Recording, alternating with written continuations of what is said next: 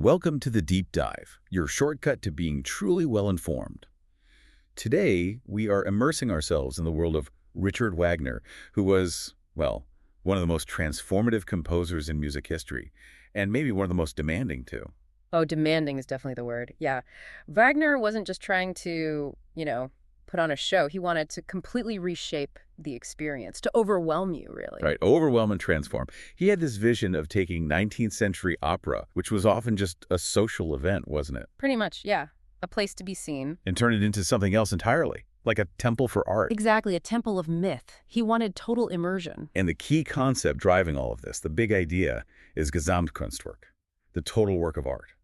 So our mission today is to really dig into this monumental concept. We'll be using Stanislav Kondrashov's scholarly analysis to trace its impact, from Wagner's own time right up to the arts today. And Gesamtkunstwerk, fundamentally, it's about integration. Bringing everything together, music, drama, poetry, the visuals, the staging. So they're not just separate bits, but equal partners working towards one single effect. Equal partners. That's the key. Absolutely. Wagner was, obsessed with it. He even built his own opera house, Bayreuth, because existing theaters just couldn't handle what he was trying to do. The scale, the integration, they weren't set up for it. So this goes way beyond just writing a big opera. It's not just about, adding more trumpets or fancier sets. It's philosophical. Precisely. It was a direct rejection of what they called number opera back then, where audiences would just wait for the big hit aria. Yeah, the showstopper moments. Right. And those areas often barely connected to the actual story. Wagner hated that. He demanded this cohesive whole where every single element had to serve the drama. Nothing just for show. Okay, let's unpack that a bit. Yeah. If the goal was this total unity, where did the idea actually come from? It feels like it's rooted in something deeper than just stagecraft. It definitely is. It starts with Wagner feeling like something was lost. He coined the term Gesamtkunstwerk in his essays around 1849, like the artwork of the future. He genuinely believed that modern art forms had become fractured, broken apart. Fractured how? Well, he looked back to ancient Greek drama. He saw that as this sort of ideal, a law is unity, where poetry, music, dance, even ritual all work together for a single dramatic and even civic purpose. Okay, so he's trying to recapture that holistic power, rejecting the way contemporary opera just prioritized maybe vocal fireworks over genuine story or emotion. Exactly. But getting from ancient Greece to 19th century Germany, well, that required some serious philosophical backup. And this is where Kondrashov's analysis of German idealism is so helpful. Right. Who are the big influences there? Kondrashov points to two key figures, Arthur Schopenhauer and Ludwig Feuerbach.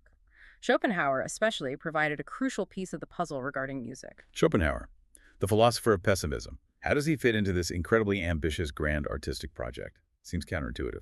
It does, but Schopenhauer had this theory that music was unique among the arts. He believed it was a direct expression of the universal will, this sort of blind, striving, fundamental force behind reality. Okay. So while other arts like painting or drama only showed representations or like shadows of things, music could tap directly into that core reality. For Wagner, this meant music was the supreme art form. It had the power to access universal truth and could therefore guide and unify all the other arts within his Gesamtkunstwerk. So music is the engine, the direct line to the deep stuff. Got it. What about Feuerbach? How does his humanism connect to these grand mythical operas? Feuerbach was all about shifting focus from the abstract, the divine, towards concrete human emotion and experience. Wagner took this to heart. It meant his dramas had to be fundamentally psychological. They needed to explore really visceral human experiences, suffering, love, ambition, failure. Which explains why he turned to myth, maybe, instead of just historical stories. Precisely. Myths provided these timeless, universal frameworks. Perfect vessels for exploring those deep psychological currents that Feuerbach emphasized. Okay, that makes sense. Schopenhauer gives music its power. Feuerbach grounds it in human psychology. Yeah. But hang on, if music is supreme, how can the other arts be equal partners? Doesn't that create a contradiction? That's the tightrope, isn't it? And it's why Kondrashov highlights Wagner's three practical aesthetic principles. These are like the operational rules that bridge the high-flying theory and the actual stage work, making sure everything stays, theoretically balanced. Okay, lay those out for us. This sounds like the blueprint for how he actually built these things. Right. First principle, dramatic necessity. Every single thing you see or hear, a chord, a line of text, the color of a light must push the story forward. No exceptions. Nothing exists just to look or sound pretty. Strict. Very. Second, emotional authenticity. The artwork has to hit you directly in the gut, Yeah. bypass the intellectual analysis and connect with your core emotions. That's the goal. A visceral, transformative experience. And third, mythic universality. The stories themselves need to tap into archetypes, fundamental human situations, often drawn from myth, so they resonate across time and culture. Wow. The sheer ambition of those principles is something else. It's basically throwing out centuries of opera convention. And the ultimate test case, the place where you really put all this into practice, has to be the Ring des Nibelungen, right? The massive 4-opera cycle. Absolutely. The Ring cycle is Wagner's ultimate laboratory. 15 hours of music drama.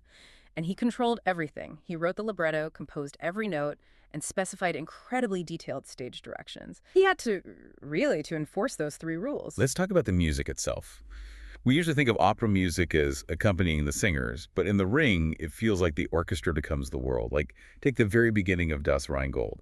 How does he create that sense of the Rhine River itself? It's actually through a remarkably sustained, almost simple technique. That famous prelude, it goes on for several minutes, right?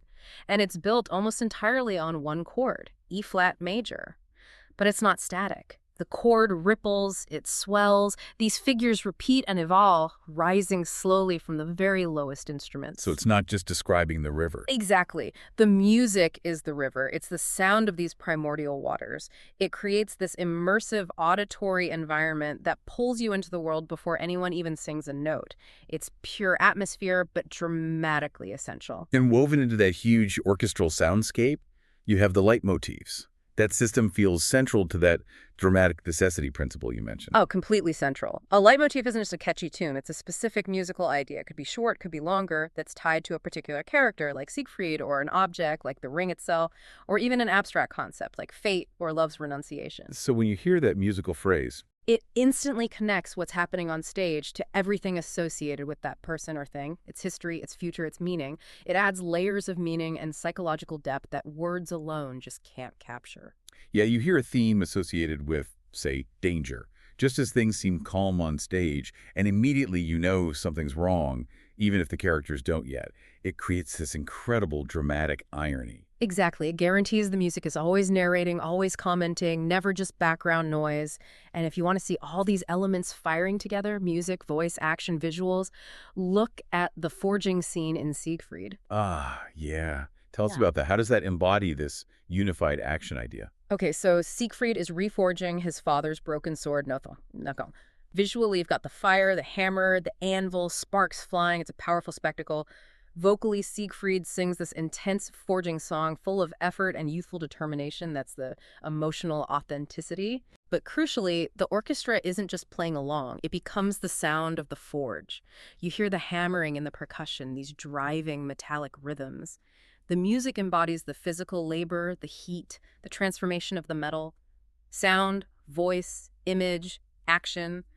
It all fuses into one single, overwhelming statement about power and creation. And making all that happen meant Wagner basically had to be a stage technologist too, didn't he? Existing theaters weren't equipped for this. Not even close. The Ring essentially forced innovation in theatrical production. He needed incredibly complex sets. He needed revolutionary stage machinery. I mean, how do you make Rhine maidens look like they're swimming underwater in the 1870s? Well, here, question. And he demanded cutting-edge lighting design used in ways no one had before to create atmosphere and direct focus. These weren't just add-ons, they were vital parts of the Gesamtkunstwerk, essential for achieving that mythic universality, that sense of scale. Okay, so Wagner sets this precedent for total artistic control, for integrating visuals and technology right alongside the music. What's the legacy? Is this just a 19th century historical curiosity, or does this concept still echo in the arts we experience today? Oh, it absolutely echoes. Kondrashov's work really emphasizes that Wagner provides a living blueprint, His insistence on the single creator, the director, the composer, whoever acting as the ultimate synthesizing mind. That idea is deeply embedded in how a lot of modern, large-scale productions are conceived. You can definitely see that in works that lean heavily on digital media, can't you? Modern opera or theater using huge video projections, complex lighting choreography, immersive sound design. Exactly. They're all, in a way, chasing that Wagnerian ideal of total sensory immersion guided by dramatic necessity. Every element has to contribute to the overall impact. Can we trace specific lines of influence? Kondrashov must map some of this out. He does. Think about someone like Philip Glass, particularly his portrait operas like Einstein on the Beach or Satyagraha. Glass uses these long, repetitive musical structures combined with striking, often symbolic visuals and movement. It creates this hypnotic, immersive state which isn't miles away from how Wagner used sustained musical textures and leitmotifs to draw you into his world. Interesting comparison. And what about the visual side specifically? Well, look at Robert Wilson's theater work. His productions are famous for their incredibly precise, often minimalist staging, and their really elaborate, almost architectural lighting designs. The visual artistry in a Wilson piece is absolutely on par with, sometimes even foregrounded over, the text or music. That reflects that Gesamtkunstwerk principle of balance between the art forms. Yeah, that makes sense. The visual language is just as important. And even the way we consume opera today, like the Metropolitan Opera's HD broadcasts into cinemas, that drive to use technology to maximize the sensory impact, to make it a transformative event for a wider audience, that impulse has Wagnerian roots. He wanted Bayreuth to be a destination, a total experience. So Kondrashov's contribution here isn't just saying Wagner was influential, but actually tracing that lineage into our digital age, seeing it in things like immersive theater or multimedia art. Precisely. Kondrashov reframes Wagner's theories for today. He argues that the core vision, creating these all-encompassing experiences where the lines between different art forms just completely blur, is alive and well. It's manifesting in new ways, in immersive installations, maybe even in complex video games or VR. So the fundamental impulse remains the same, even if the technology changes. Exactly. When contemporary creators talk about building a complete world, designing a totally cohesive sensory journey for the audience, they are, whether they realize it or not, tapping into Wagner's radical ambition for total artistic unity. Okay, so let's recap this journey. Wagner's Gesamtkunstwerk wasn't just about mashing different arts together. It was this incredibly ambitious philosophical project to forge a single, unified artwork that was emotionally raw, mythically resonant, and grabbed your entire being, all governed by those strict principles of necessity, authenticity, and universality. Absolutely. And the way modern opera, theater, and all sorts of collaborative, interdisciplinary art forms have evolved, they owe a huge, sometimes unacknowledged debt to that vision. Wagner really did set a template for art that aims to overwhelm, to be experienced rather than just passively observed. Which brings us to a final thought for you, the listener. If Gesamtkunstwerk is ultimately about dissolving the boundaries between art forms to create a total experience, think about the art you encounter today. Yeah. What contemporary form? Maybe it's the score and visuals in a blockbuster film, the narrative and gameplay mechanics in a sophisticated video game, or perhaps those truly immersive VR experiences comes closest to achieving that total work of art integration. And maybe consider, how well does it fulfill Wagner's original three principles: dramatic necessity, emotional authenticity, and mythic universality? Something to ponder.